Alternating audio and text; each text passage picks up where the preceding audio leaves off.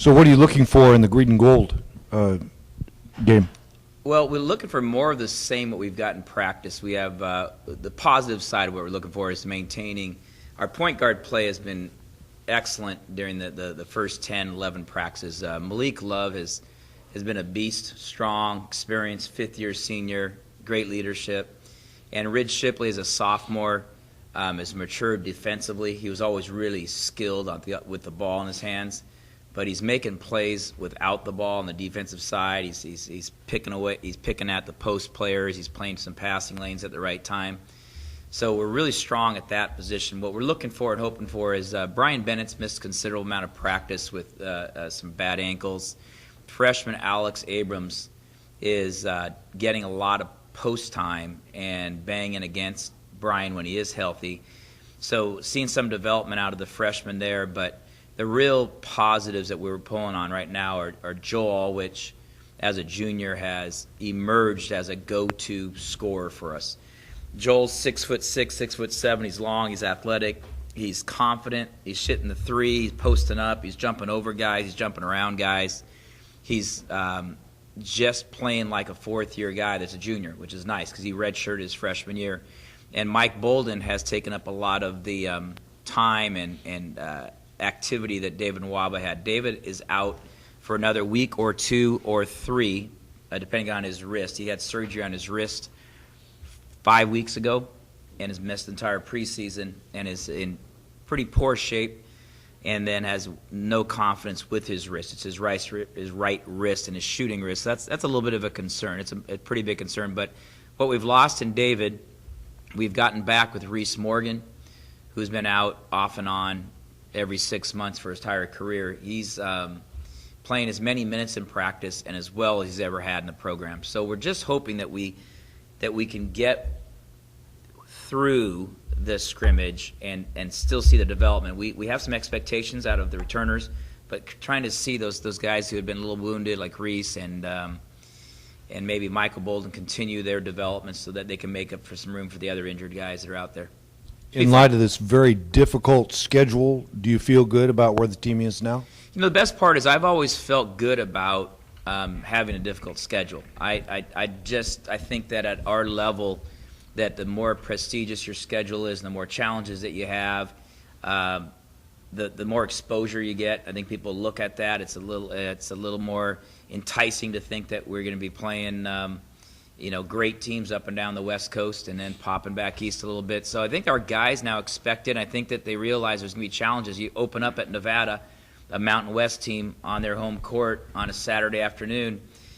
You wake up real quick and decide, like last year it was Arizona. We're going to go up to Gonzaga. I mean, these games help raise that bar and keep that bar there. They help practice stay very fresh and attentive and scouting reports. So I'm never too concerned about where we're at as much as where are we going. And I think that when you have a schedule like that, guys will raise to that level, or else we'll just be beat down and we're going to dust off and we're going to get back at it. So I'm excited because it is kind of our confidence of our program now is that it doesn't really matter where we're at, but we're going to find a way to keep on getting better. And great example is kind of the teams that we saw with football, a couple losses, tough road games to start off with here. Now to see them bounce back, go 3-1, to listen to these interviews gives me goosebumps because I think that most exciting part of college athletics is listening to young men that are 20, 21, 22 to hear their pride in their voice of having been knocked down and dust themselves off and persevere and have success. It's just there's nothing more special in that because that's what's going to be the rest of their life. And that experience in athletics, they realize, hey, it's hard sometimes. You have bad days. Like you have bad weeks. But if you stay with it, eventually some daylight's going to come. And it's so cool to hear that and watch other teams have that success throughout our entire program. Coach, you mentioned you guys were a little banged up. Is that the biggest concern kind of coming into the season? Well, it is because it's a series of weird bang. Obviously, we've lost one kid for the year, which would have been a top 8, Zach Gordon. Bennett's had a bad wheel off and on, so his conditioning is poor. Waba's out, his conditioning is poor. Reese Morgan is only going for about half the practice, keeping his reps down because of his knee and his recovery.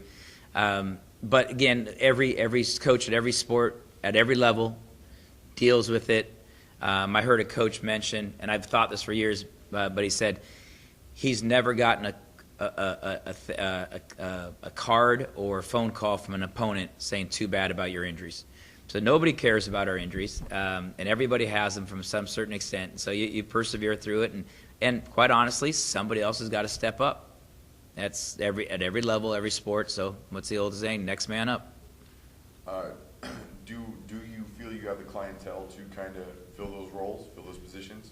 We do, because I think what we have, the clientele at point guard. I think if you look at Peyton Manning, you say, wow, he's thrown a zillion touchdown catches, and he's thrown it to 50 different receivers. I think the key ingredient there was Peyton Manning.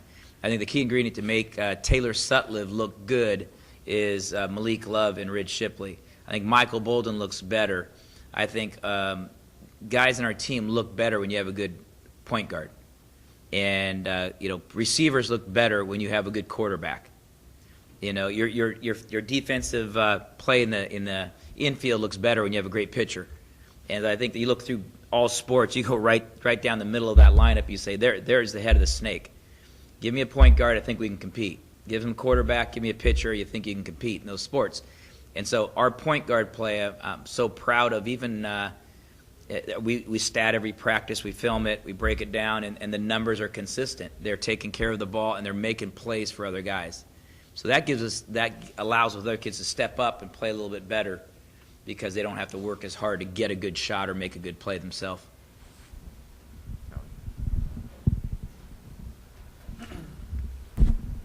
Coach, with signing day coming up next month, what are the types of players that you guys are looking to bring in as far as positions? Well, we go into the year with needs, and we're losing. We take a look at who we're losing.